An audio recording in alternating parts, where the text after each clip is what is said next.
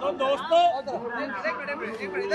देखो भाई, बीच में बोलना, कोई बीच में नहीं बोलना। हाँ भाई साहब हमारे साथ हैं एक्स मुस्लिम इमरोज आलम भाई साहब, ये इस्लाम को एक्सपोज करते हैं।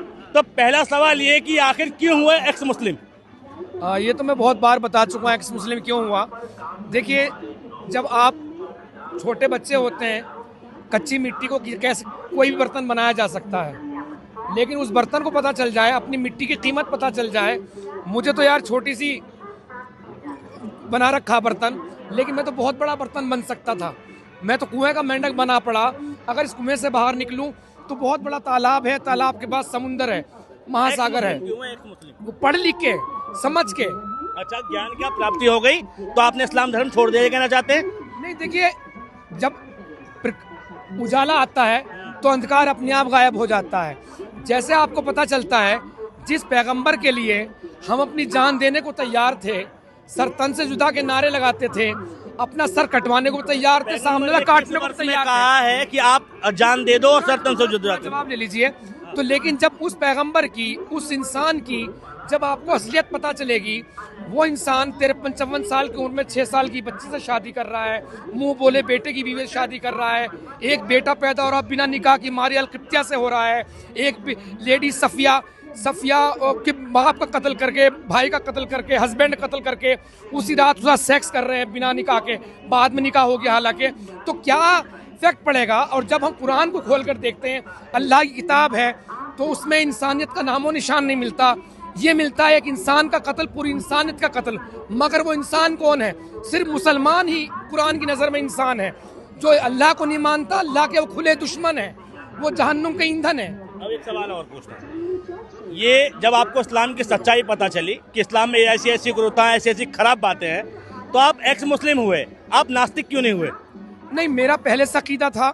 कोई मैं एक्स मुस्लिम हूँ। एक्स मुस्लिम का होने का मतलब सीधा ये नहीं कि नास्तिक हो।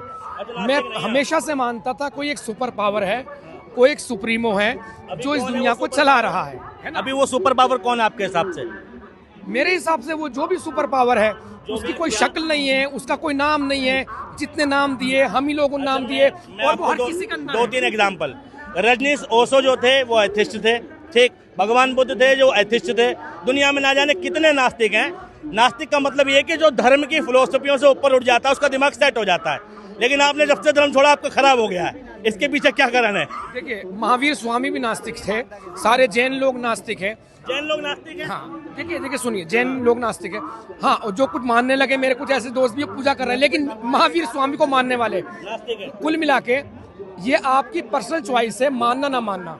मेरा कहना केवल इतना सा है, तुम किसी को मानो। आपसे सवाल यूं पूछ रहे हैं कि जब आपने मुस्लिम धर्म छोड़ा तो धर्म छोड़ दिया आपने, धर्म का पाखंड दूर करने के लिए आप एक मुस्लिम हो गए, लेकिन आप अपना धर्म छोड़ के दूसरे के धर्म की तारीफ करते हैं और अपनी की बुराई करते हैं। धर्म और मजहब में फर्क है। पहले तो धर्म और मजहब का फर्क जान लीजिए। मजहब है एक आदमी ने जो आइडियोलॉजी तुम पे थोप दी है, वो मजहब है। थोप दी है। जैसे आप सनातन में आते हैं तो दुनिया का सर्वश्रेष्ठ मैं मानता हूँ, पाखंड हर जगह पे जुड़े हुए हैं, मगर जिसका कोई पैदा करने वाला नहीं है, जिसका कोई संस्थापक नहीं, इसको कोई बनाने वाला नहीं है।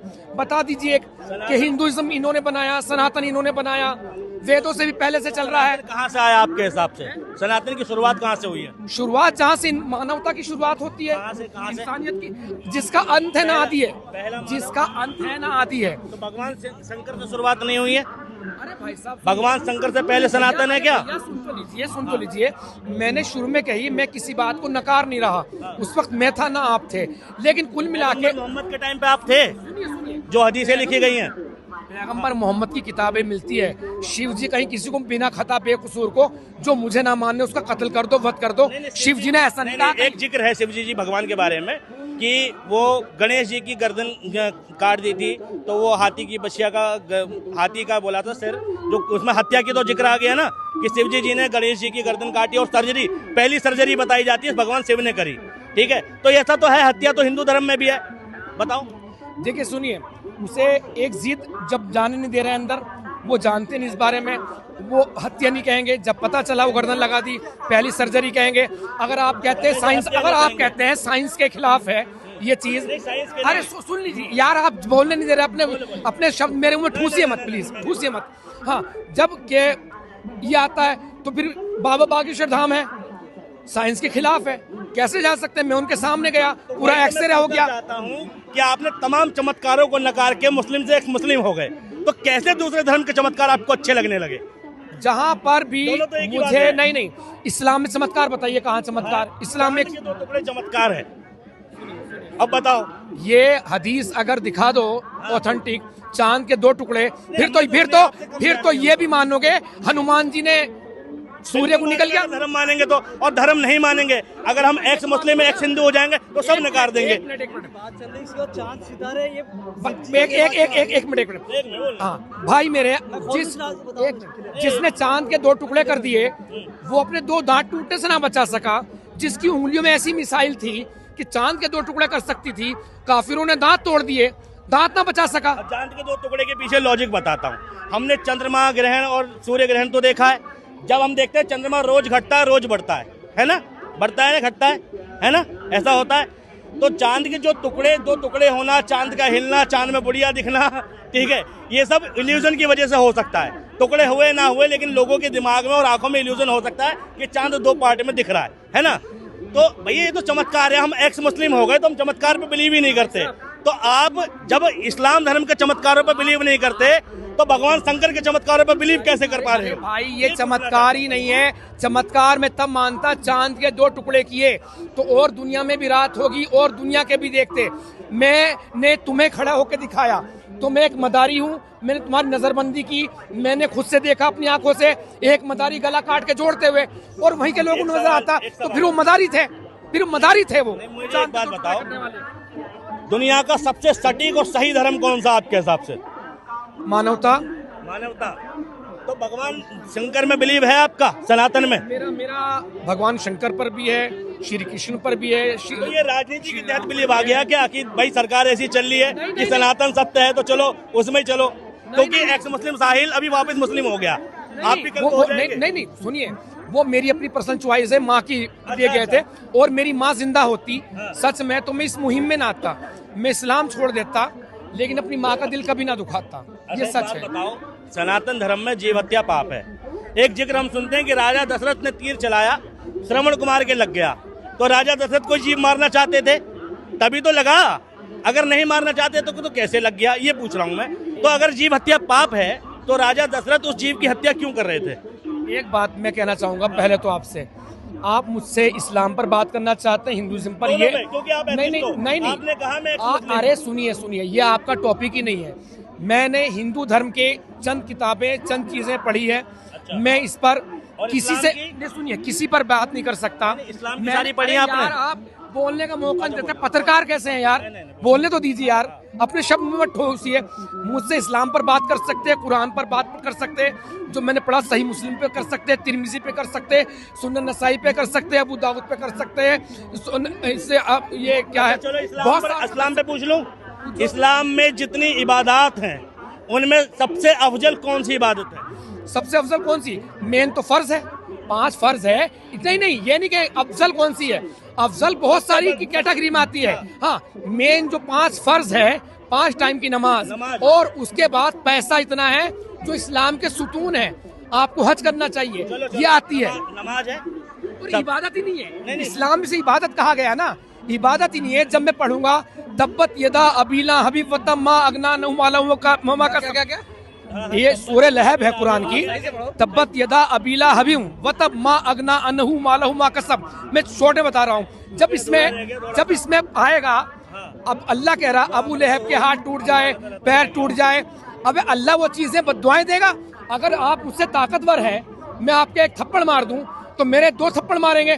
कमजोर है तो बद्दुआएं देंगे। अल्लाह बद्दुआएं दे रहा है कुरान में, और अबू लहब को कुछ नहीं होता। ये भी तो हो सकता है कि आपको कुरान समझ ही ना आया हो, आपने गलत मीनिंग निकाल ली हो। आइंस्टीन की थ्योरी समझ में आती है। अच्छा, कुरान समझ ये एक ऐसी किताब है, ये समझ में आ सकती। वो भाषा जिसमें चे नहीं है, छे नहीं है, टे नहीं है, ठे नहीं है, चम्मच नहीं लिख सकते, ठे से ठटेरा नहीं लिख सकते, ढे से ढक्कन नहीं लिख सकते। हाँ, वो भाषा जिसके लिमिटेड जिसके वो हैं, क्या इंग्लिश में नहीं लिमिटेड, इंग्लिश में नहीं लिख सकते हैं, इंग्लिश में भी चम्मच नहीं लिख सकते, लिख सकते हैं। इंग्लिश में त्रा लिख सकते हैं, त्रा। अरे इंग्लिश में बहुत सारी चीजें लिख सकते हैं। रावण को रावण लिखेंगे, ये है। जैसे उर्दू में भी लिखेंगे, मगर इसमें तो बहुत सारे नहीं है, हाँ। उर्दू में लिए गए हैं। अच्छा, एक भाई यहाँ पर कोई था, उसने एक सवाल बोला था कि देखो ये यूनिवर्स है, यूनिवर्स को ब्रह्मांड ही क्यों कहते हैं, इसको अल्लाह और बुद्धांड क्यों नहीं कहते, कहा था ना। तो उस भाई के सवाल का जवाब उसके सवाल में ही था, क्योंकि यूनिवर्सांड भी नहीं कहते, यूनिवर्स कहते हैं। तो मैं आपसे पूछ रहा हूँ कि भाई अगर आप एक्स मुस्लिम हो गए तो बिलीफ धर्म से खत्म होना चाहिए, किसी भी धर्म से खत्म होना चाहिए, तब तो हम आपको कहते हैं कि हाँ आप ठीक जगह है। लेकिन जब एक धर्म से बिलीफ हटा के आप दूसरे पे जाएं, वो भी तब जब उस धर्म की मान्यताएं राजनीतिक मान्यताओं में परिवर्तित हो रही हैं, तो आप एक्स मुस्लिम नहीं, एक्स राजनेता बनना चाहते हैं शायद। ये कहना आपका है, अपने शब्द मेरे मुंह में आप ठूस रहे हैं जबरदस्ती। मैंने इस्लाम छोड़ा है, मुझे अधिकार है संविधानिक रूप से, मैं किसी मानूं, सुनिए, मैं किसी को मानूं ना मानूं, मैंने इस्लाम को छोड़ा है। मैं जब इस्लाम को छोड़ा तो मैं कहता हूं चाचा की, फूफी की, मामी की, खाला की, पहले था मैं सेक्स मुस्लिम, अब हूं मैं एक्स मुस्लिम। इसी के साथ जय हिंद। चाचा की, मम्मी की, अरे रुको तो सही, अरे भाई साहब, अरे चाचा की, मम्मी की, खाली की बोल लेते ये भाई। साउथ इंडिया में भी होता है निकाह, साउथ इंडिया में हम चचेरी बहन से, फुफेरी बहन से निकाह कर सकते हैं, इस्लाम में नहीं। देखो ये निकाह करना, ये खाना पीना, ये पहनना ओढ़ना रिलीजन पे नहीं और रीजन पे डिपेंड करता है कि आप किस क्षेत्र में रहते हैं, आपके यहाँ का कल्चर कैसा है। आदिवासी समाज में भाई बहन होते ही नहीं है ना। आप जंगलों में चले जाओ, हुला लाला हो करते, उन्हें क्या पता। तो ये उनके भाई जिस रीजन में वो रह रहे हैं उसके हिसाब से तय होता है, धर्म के हिसाब से तय नहीं होता। तो ये थे एक्स मुस्लिम, कोशिश करिए इन्हें एक्सपोज करने की, दरअसल एक्स मुस्लिम कुछ नहीं है, ये सत्ता के बहाव में बह गए हैं। हो सकता है कल को इनकी कोई मुंह बोली माँ बहन आ जाए, कहते मेरी तमन्ना है तू वापस से मुसलमान हो जा एक्स मुस्लिम की तरह, तो शायद ये कल को फिर मुसलमान नजर आए। जय हिंद, जय भारत।